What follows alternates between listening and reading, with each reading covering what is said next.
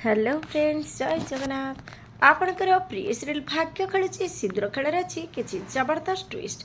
आशा करुच्ची आज रही प्रोमोटी आपण मानक निश्चय भल लगे।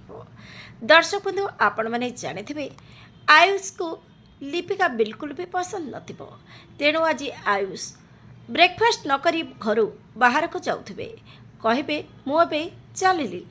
लिपिका कहे मु खीरी बनई किसी खाइन माने टिके खीरी खाई जाओ, मु फास्ट टाइम पे बनई।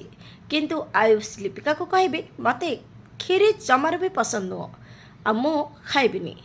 तापर लिपिका कहे मु तुम आउ किछि बनई आणुची। ठीक सेतिकी बेले आयुषकर माँ कहे तोर किछि बुझिबा दरकार नहीं। दर्शक बंधु, आपण को आज प्रोमो देखि केमिति लागिला कमेंट माध्यम जनातु।